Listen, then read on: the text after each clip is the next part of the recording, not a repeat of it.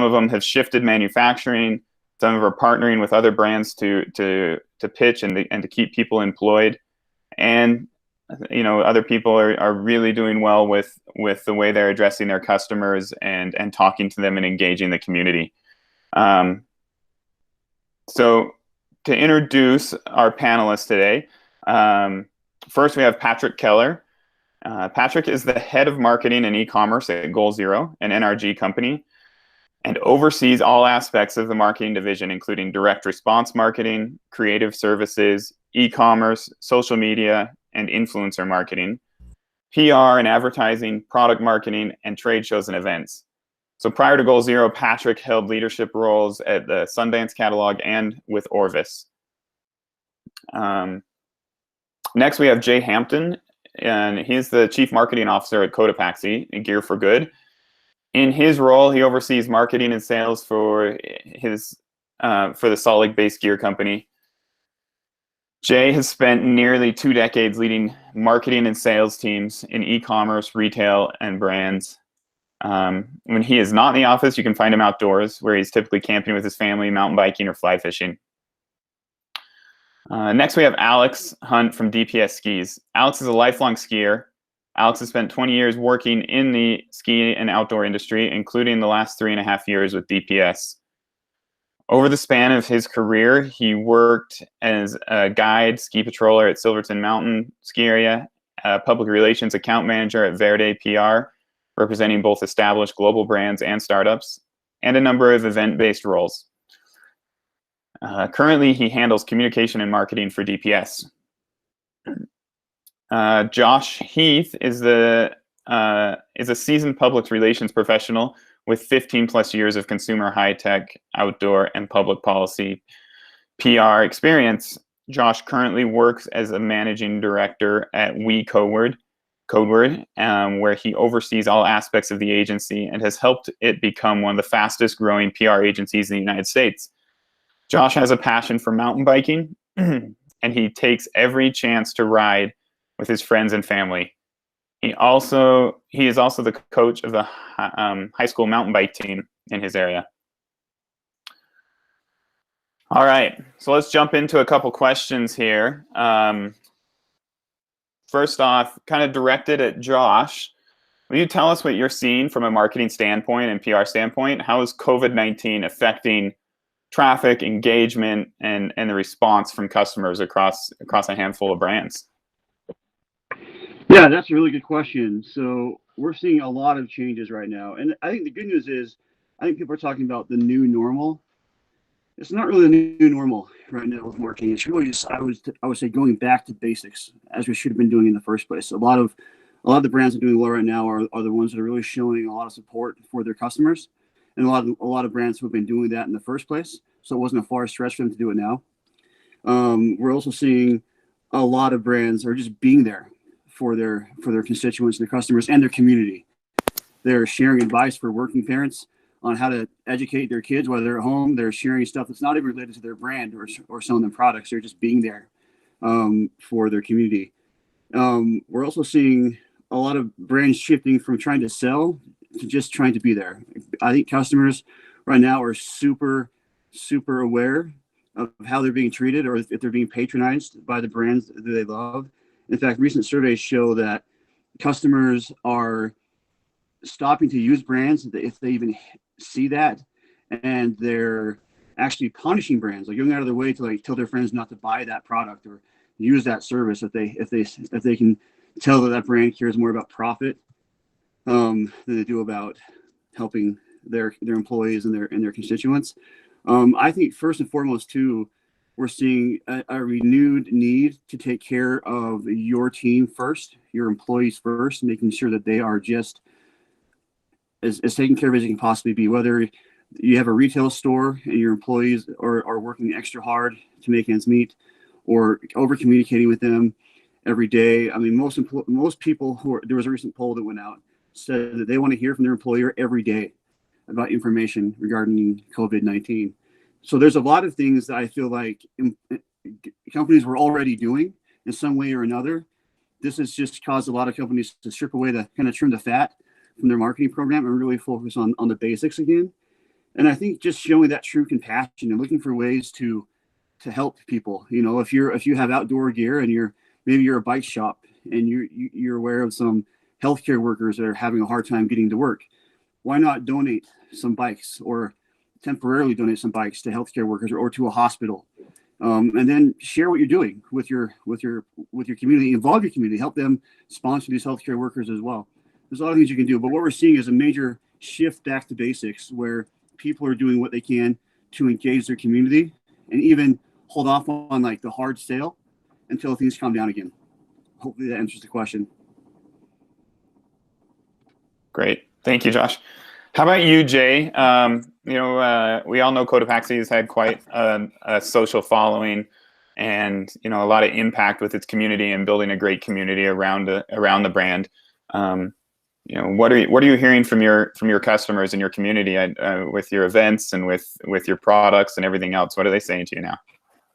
Yeah, it's certainly been interesting for us. I think going into early March, we were impacted by some of the closures and social distancing measures that went into place. So we actually had a Salt Lake based Questival event in April that we had to cancel as a result. So there was a lot of just messaging to consumers around some of our closures, both at an event level, and then we have 2 retail stores in Salt Lake, which we elected to close just for the health and safety around customers and our employees. So kind of going into this operationally speaking, just messaging closures and sort of what steps we were taking as a brand in response to COVID. From a performance marketing standpoint, we've seen going into like that March 11th date, we saw a pretty significant decline in traffic and conversion rate as people were obviously reacting to closures and starting to focus their share of dollars and their spend on basic needs around food and health and safety. We also saw, coming out of sort of that low point, we've seen a mix shift in product mix. So kind of mixing into lower price point items, which is consistent with what a lot of different peer groups are reporting in terms of sales and where consumers are shifting their dollars. Yeah, from a brand messaging standpoint, coming out of this, the big focus for us was to create some programs in response to the COVID crisis that would allow our brand just to be a conduit for direct donation by consumers to COVID disaster relief. And that was a very promising thing to see. We track daily direct donations by customers to our Cotopaxi Foundation. And once we put the COVID direct donation to the IRC Crisis Response Fund in place, we saw a 6x lift in daily donations. So going, from an average of $50 a day to, well over like $300 a day in just those donations. So it's been promising to see that. And then obviously creating some other sort of brand touch points like a virtual Questival event, which we'll be hosting here in a few weeks. Just try and give people some options to stay entertained during this quarantine period. Great. Thank you. It's been interesting to watch, Cotopaxi, they've shifted to helping people or helping other brands. They've shifted to, doing this donation process to help the cause by selling T-shirts and putting that first. Other brands have also, been working really closely to do that, including DPS and Goal Zero. Alex, do you want to tell us a little bit about what projects that DPS has been working on to make sure, to still be connecting with their customers, but also to show that you're here to support the community?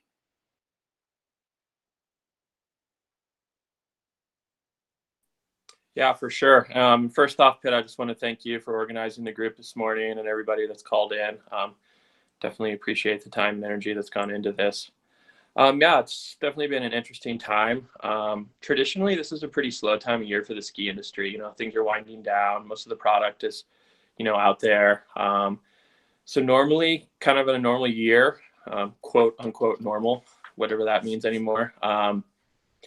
This would kind of be, winding things down for the season, maybe getting the word out about product that, didn't sell so well over the season and trying to move some of that stuff. Quickly, we changed tactics there. We thought it was important to kind of be there as a brand for the consumer to kind of lean on a little bit. One thing that we did around that was just kind of bringing back some of our cinematic films from previous years, and basically a way to just provide entertainment, easy way for people to plug in while they're at home and feeling a little antsy and just kind of mentally remove themselves from some of the uneasiness that's going on. So that was kind of an initial tactic, and we had really good response from that. And people were kind of, harkening back to, I remember when this film was released a couple of years ago. I really love it. But then something interesting happened pretty quickly. And this was a relationship formed with a few brands, including Goal Zero, Petzl, and Eastman Machine Company, which is based out of Buffalo, New York. And we found ourselves in a unique position to be able to create some face shields for healthcare workers. So we were able to get the designs going on that pretty quickly. And within about a week's time or so, we were able to produce those first prototypes of the face shields. And so it quickly, our whole business strategy kind of pivoted a little bit. Everyone was really excited that we were able to, provide something of value during this time to those healthcare workers, the folks, who truly are on the front lines and are, in my opinion, most affected by all of this. And so, yeah, it was kind of a good partnership between a few brands, and we're happy to say that the first box of face shields were delivered yesterday afternoon. So those should hopefully be getting in the field pretty soon here. And we'll continue to produce those for at least a few weeks, but we'll kind of see where this all takes us.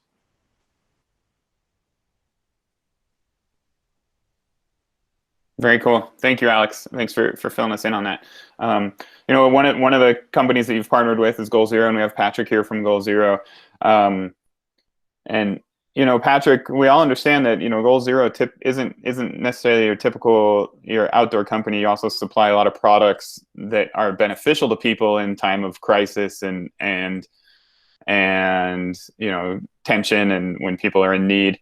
I think a lot of times, and what we're hearing is messaging needs to be shifted as not a sales message necessarily, but a support message and to support your community. So, right now, while you're also servicing people that are still buying your products and moving forward, how do you balance supporting your customer, through your messaging and through your communication to them, versus just being in sales mode and trying to sell them product?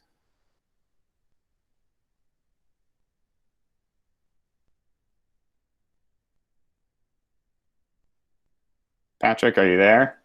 Are you on mute? All right, can you hear me now? Yeah, gotcha. Perfect. Apologies, everybody. One of the things that Goal Zero has really been focused on over the last few weeks or month is, we have to change the message, but we don't have to change our voice. And so that was one of the things that I really wanted to focus on with our marketing material was getting that authentic voice that Goal Zero is known for, still kind of resonating through. You can change the message to be more empathetic. You can change the message to be more about give back, but we don't change the voice. And so one of the things we've done is taken things like, we had a big campaign coming up for National Parks Week, right? And obviously that's not relevant, or even it's a little bit tone deaf right now to go out and say, yeah, go enjoy your national parks. Oh, by the way, they're closed. We had a big campaign built around kind of getting together and parties, right? And we had to kind of go and quickly pivot and change that. And so we've moved to a situation where Goal Zero is a little bit in a unique spot in that, like toilet paper, even though there's no real shortage, people are concerned about power running out. And so they're buying our Yeti power stations like crazy.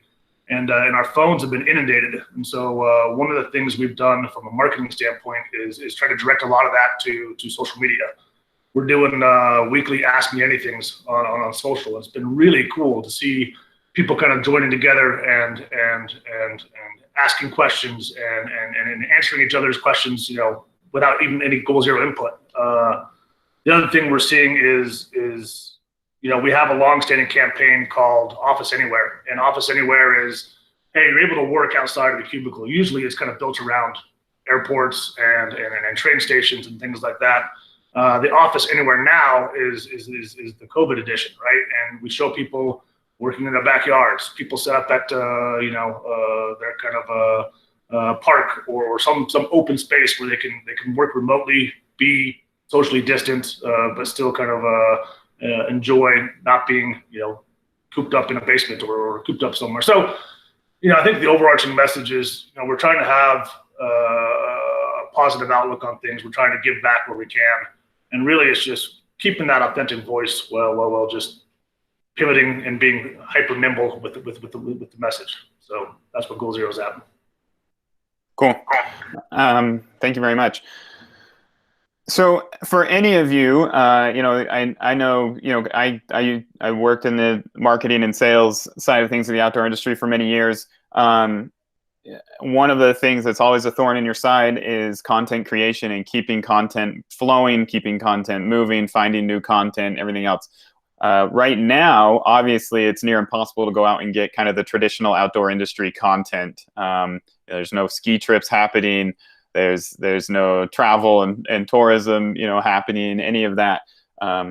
So any of you that want to pitch in, what are you doing for content creation? How have you gotten creative and how are you capturing that content so you have something to send out to your customers? I'll jump in, Pitt, if you don't mind. I think Goal Zero produces almost all of its own content. We get some from our influencer team, but most of it is produced in-house. And that's been a huge challenge. Just like as you mentioned, there's not really an opportunity for us to get together, even with, our entire marketing team or our entire content team. So we're fortunate in that we have a talented studio photographer, and we're doing a lot of really kind of unique and what I would say kind of non-traditional ways of looking at a product and using that product. So historically, we'd go and set up a big, event, maybe an off-grid dinner, and we'd set the table very nice. We'd have a party. We'd have people. Now it's really hyper product focused. So we're getting a lot of our content from maybe it's a Goal Zero power station powering a single Dometic fridge or a single Trader grill. So you can kind of impart the theme and the idea of what we're trying to do, but it's a lot more focused hyper on product. And then as far as lifestyle, honestly, we're recycling some of our older content and bringing that back into the fray with new messaging, and then saying, we have years upon years of really rich content, and we can get away with the product may not be the most current model, but it's the message still resonates. So I think that's what really our push is, trying to find that blend of for lifestyle, be appropriate and recycle what you got, and then for new content, we just have to look at a new way of doing things. And a lot of that is just changing. Like anything in business, we have to be nimble and change how we approach our photo shoots. Alex, Jay, do you guys have any other strategies that you're taking right now? Yeah, for sure. And Patrick hit on a couple things that we've been utilizing as well. Looking back on this past winter, the winter season goes so quickly, and there's so many, photo shoots and other cool things that are happening that a lot of times things are getting glossed over as they're occurring. So this has actually been kind of a good opportunity to, hit that pause button and take a look back a little bit and say, oh, look at all these great shots that we have that kind of may have gone unused otherwise, or some interesting stories about things, and kind of tapping into, some of our fan base a little bit. A lot of people on social media, are tagging us as with most brands. So it's kind of cool to look into what some of those folks have been doing. I mean, whether it's a kind of a feel good shot with some dogs in it, or a certain individual, skied a cool line that was interesting to them, or really just kind of a really nice, like, well put together photo, and just kind of having the ability to feature some of those individuals.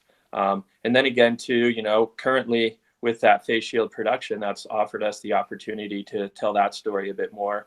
And we were able to, work pretty hard to get some nice photos taken last week, and share those a little bit with our community. And we'll kind of continue to tell that story as well. So a little bit of a combination of looking in the rear view, but also talking about what's going on right now.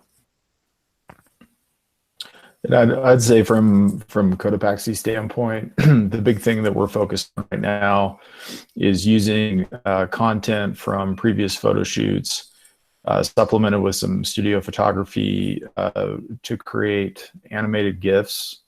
Our major cost center for advertising is Facebook and Instagram. And so we found that the animated GIF product storytelling, highlighting product features and product benefits has been a really strong advertising tactic for us when it comes to product marketing. And so we've been able to just use a lot of existing content, supplement that with some animation and storytelling, and we actually have seen that this outperforms some of the more traditional lifestyle photo shoots when it comes to advertising on that specific platform. I think the big thing we're trying to plan for right now from a content standpoint is our sales meetings coming up for spring 21. And so that's a sort of a problem to solve, for the company. More notably, as our sales team starts to think about how will they conduct virtual sales meetings here in a month or two, both with, some of the traditional, sales trade shows like GOA or Outdoor Retailer.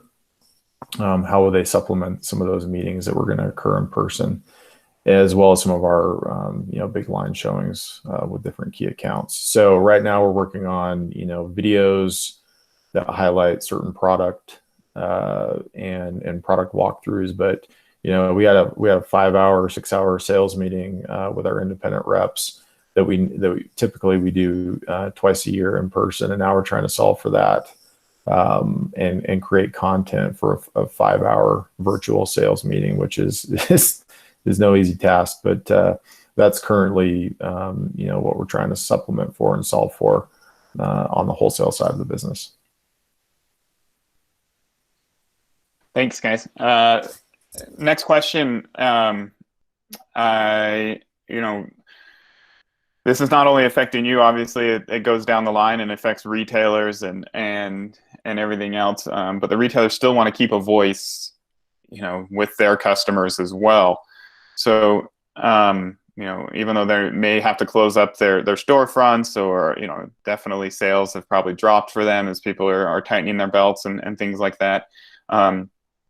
What advice would any of you have? Maybe Josh has some insight into this, or those of you that work with a retail channel, what advice do you have for marketing strategy for retailers? What can they be doing right now to make sure that when things are back to normal, or when the economy starts to come up again, that they're ready and they've been still connecting and not forgetting their customers? Yeah, I think for retailers, something that we've seen working very well are retailers who are leaning on new technologies that maybe they couldn't before, or providing unique shopping experiences that fall in line with the government guidelines that maybe aren't optimal, but they're still keeping things moving for a minute, or curbside deliveries, and just over communicating what they're doing to make sure people know that they're there if they need them for anything.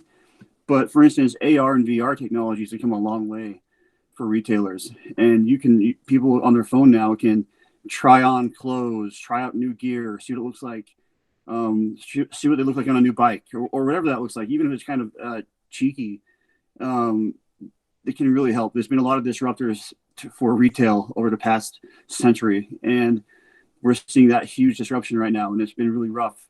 But whatever you can do to engage your audience now and just keep their loyalty for when this does pass, because it will, is just the best thing you can possibly do.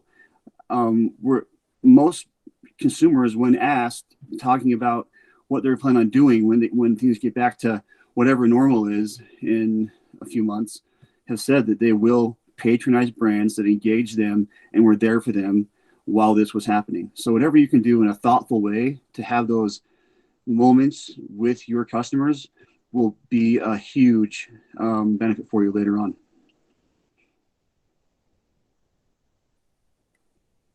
Great. Anybody else? Alex, Patrick, working with your retail network, or Jay?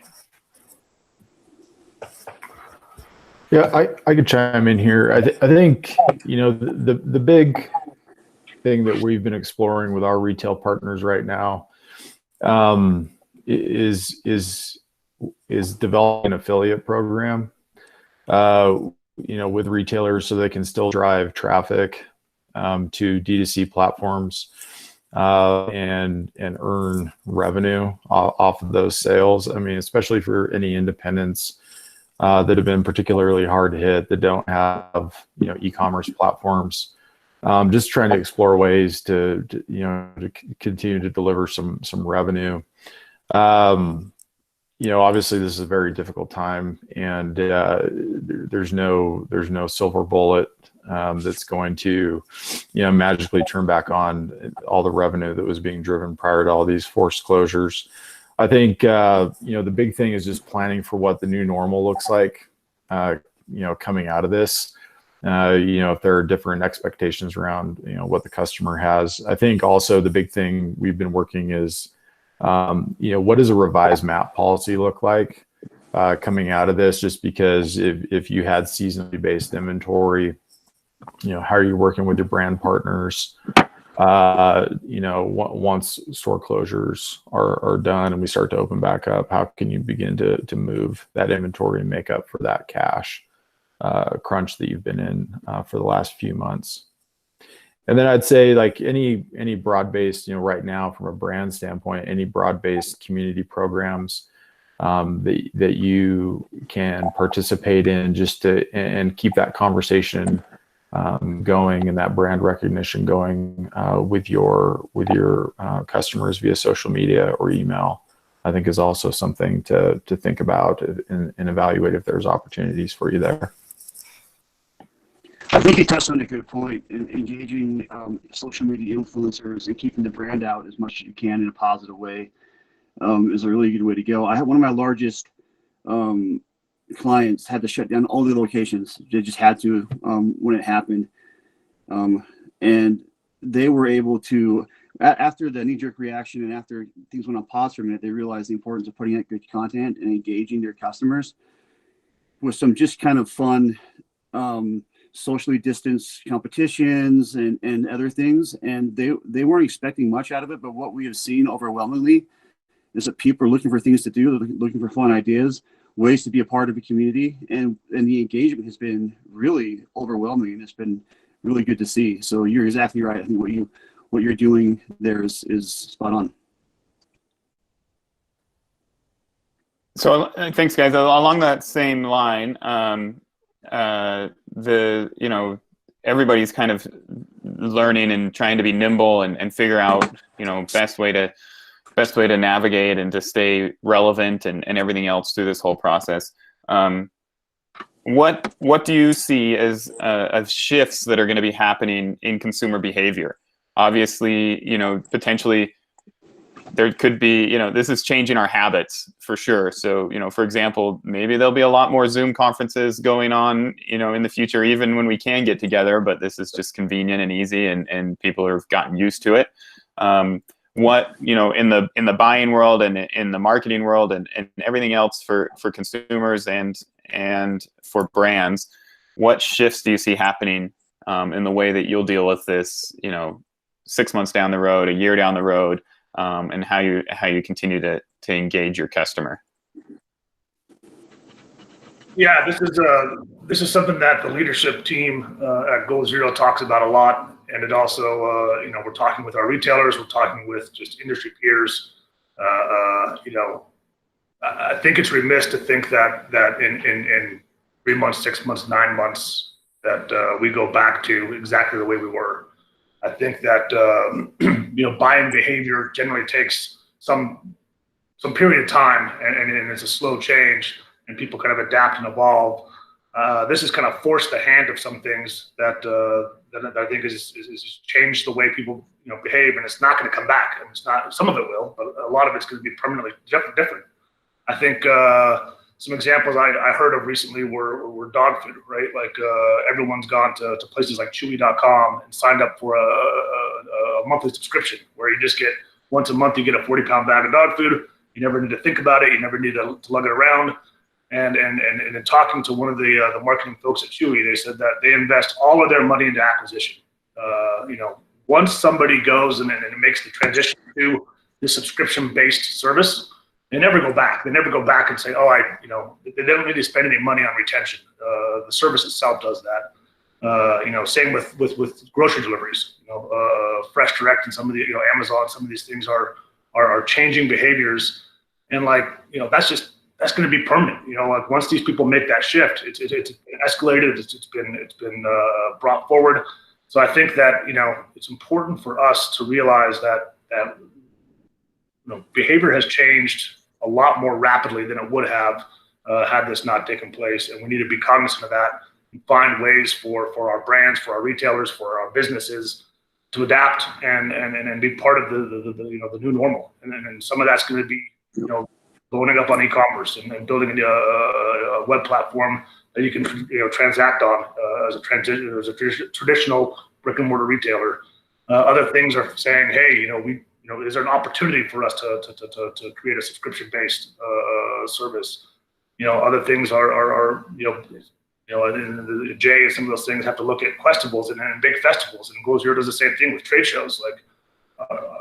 What does that look like going forward? And so I think we're spending a lot of time at Go Zero saying, what are the trends we're seeing? What are what has shifted and what's not coming back, and how do we adapt to that? Because it will be different in the coming months. So I would encourage everybody to kind of do the same, to take a look and make sure they're aware of what's happening as a result of this.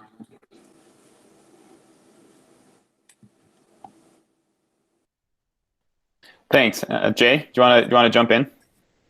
Yeah, I mean, obviously, right now there's just a lot of volatility in consumer spending behavior. We're seeing large growth and then category retraction almost week over week as consumer spending is shifting from servicing basic needs to then figuring out, okay, I'm at home for an extended period of time. I'm bored. I'm getting fat, things like that. So, what can I do to maintain, some semblance of normalcy? So you're seeing that category shift out of like grocery and panic buying into health and wellness and entertainment. Some of the latest data that the Census Bureau just released for March, it reported that retail sales for clothing and accessories fell 50.5% in March, which is, they started recording this data in 1992, and that's the lowest it's ever been, right? So no question, we're in an unprecedented time period. Some of the travel industry data, they're saying a 97% decline in passengers. And then some category data just around travel, packs and apparel and things like that, forecasted to be down 35 to 50% year over year. So no question, just some crazy declines happening right now.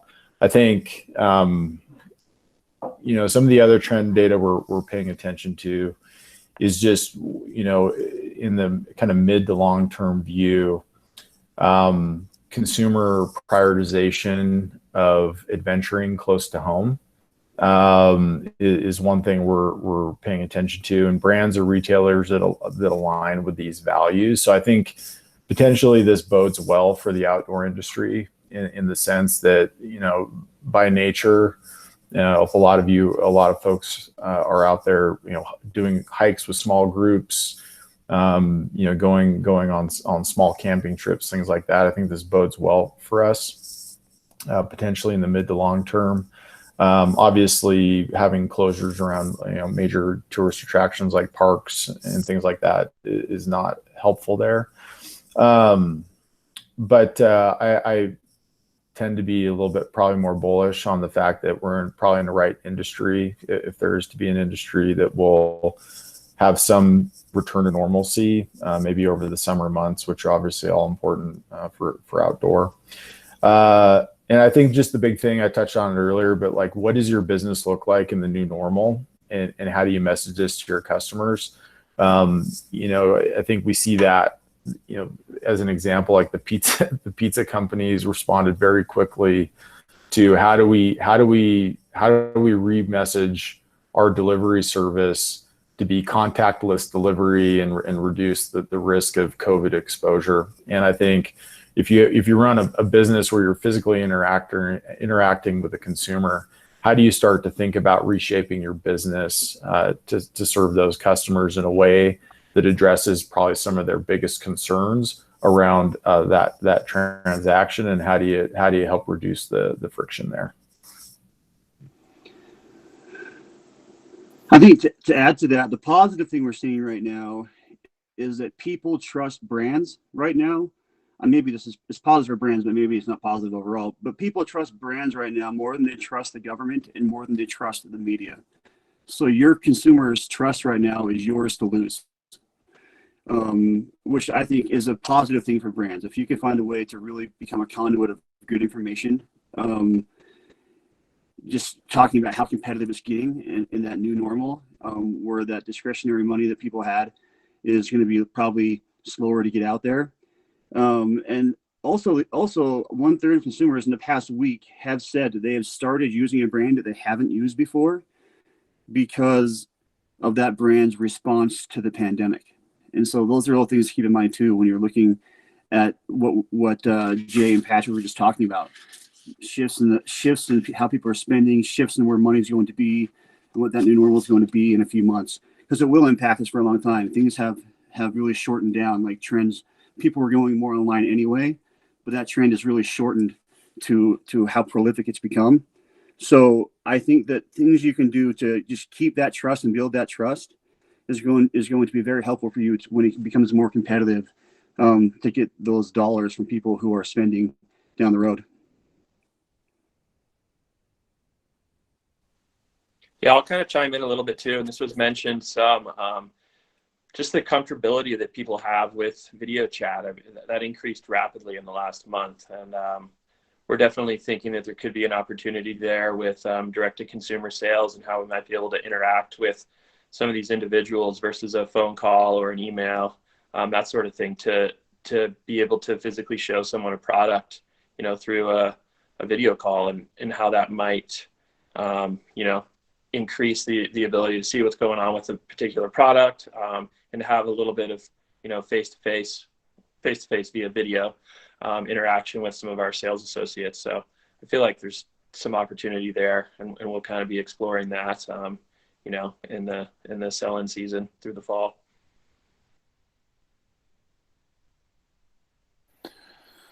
Awesome. Thank you so much for all that. I think we've covered a lot of the topics that we wanted to cover here today. So I want to jump into some questions and probably get a little bit more, let people expound a little bit more on some of these topics. We have a couple questions. Let's see, right here, here's the first question, and any of you can address this. What do you see the event space looking like for the next 1 to 2 years, or even 5 years? Talking about this shift in behaviors. Are we still going to see large events and gatherings? Is that going to be worth the investment for a brand to do, or are you going to be looking for other platforms and other ways to kind of have that same reach?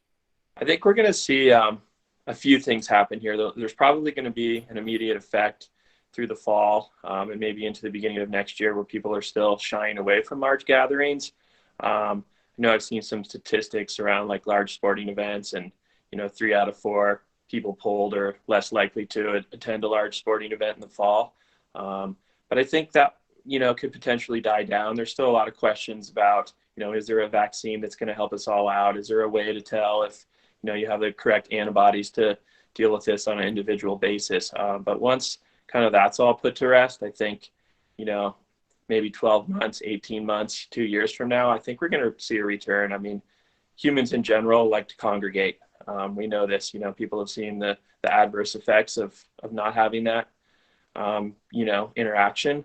So I think events will still be a thing. I mean, it's human culture. It's been, part of our DNA for years. So kind of a multi-stage effect might be what's coming for us.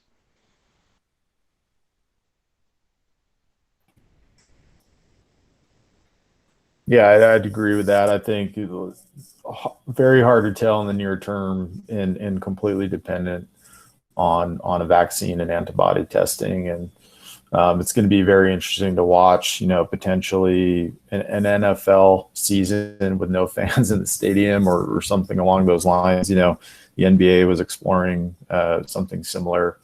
So I'd say 12 to 18 months will look very different for the event industry, and probably focused on what events can you continue to conduct virtually or in a remote nature, and leveraging digital tools to sort of build some sense of community and gamification that needs to be replaced where you have that in a physical event presence. But no small feat in front of those that are running and managing events around the state of Utah. Just kind of to add into that a little bit, right? There's a couple questions, and we kind of touched on this a little bit.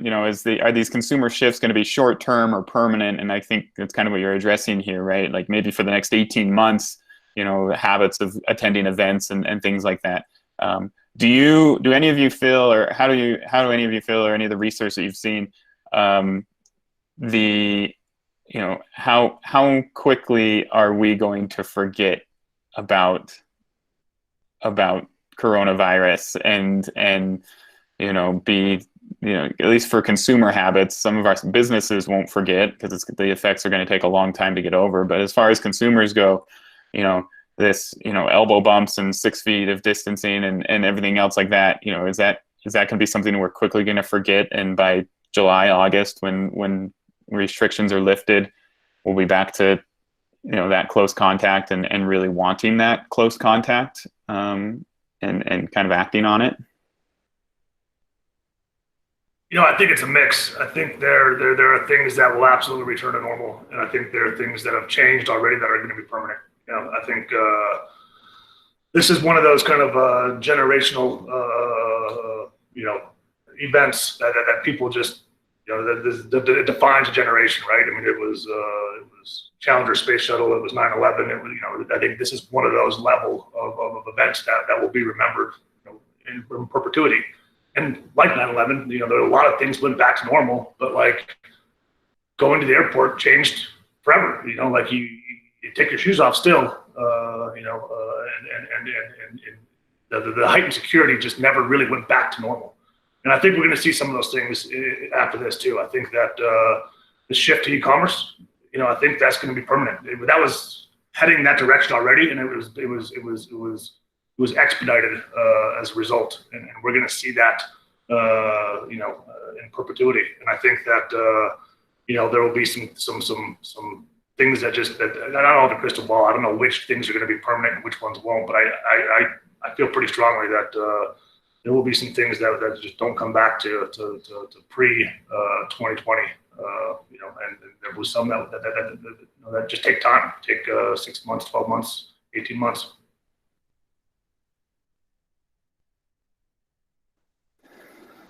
Thanks, Patrick and Jay. Another question that we had on here is, how do you see fundraising opportunities affected over the next year for your nonprofit partners, or a lot of your companies have foundations that you support? What's the strategy going to be there? Obviously, dollars are going to be tight, and how does this affect the nonprofit world? Yeah, I'd say, that's been one of the interesting things for us in the near term. I think I had expectations going into it that, direct donations to our foundation would evaporate just as, the jobless rate in the country, shot through the roof.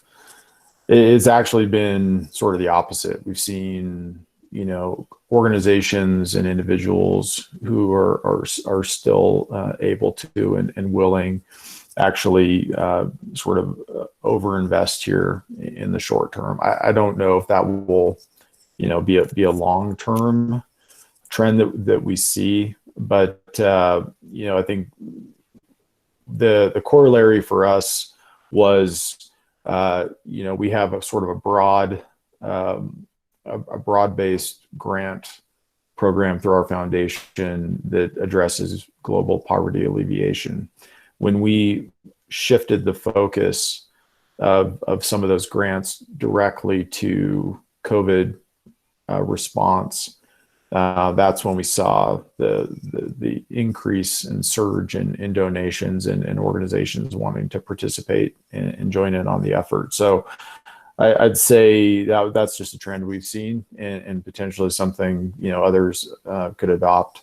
But addressing the once in a generational event and trying to help, in terms of deliver relief there seems to be an effective strategy around your grant making and foundation efforts.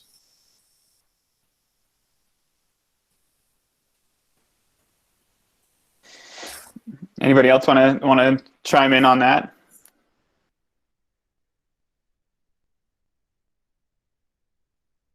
I think we see similar at Goal Zero. We don't reach out to our consumers directly, but we reach out to a lot of partners to fund our givebacks. So Goal Zero gives back about 5 to 6% of its profits each year to empowering people that just don't have power. We do a couple of international trips and a couple of domestic trips each year to provide power for people in need. And we've seen the same thing. Dell Computers is someone that we partner with frequently. They've stepped up their efforts. Our parent company, NRG, has donated $2 million to first responders and frontline workers, health workers. So I would echo Jay's sentiments. I've seen really tremendous examples of generosity and kind of togetherness over the last month that it's exceeded expectations for sure. So I think that through this event, people are coming together, people are bonding, and people are saying it's important, as important now as ever to give back and support where you can. I think too, just the implications of these funds and helping the community just in general are huge. I know for me, as a mountain bike coach, I'm in my sponsorship season right now where I'm getting sponsors for my team to help out the kids. We have kids who can't afford bikes, kids who can't afford uniforms. And so our sponsors for us are a way to get kids to ride that could never typically ride. And I've had some back out just because they've had to, and it's been completely understandable. But I'm even more grateful for the people who have just stuck with us, even though it's probably hard for them. And when it comes to getting my own gear now and things I need to get down the road, I stick with those brands who have been loyal to my team and loyal to the league that I ride with. And so I feel like for brands to understand how important giving is right now for them and getting and including their constituents and community and raising those funds is more important than it's ever been, because people like to think outside themselves. They like to help others. Even if it slows down and you're not getting as much, just to keep doing that is a really important thing right now.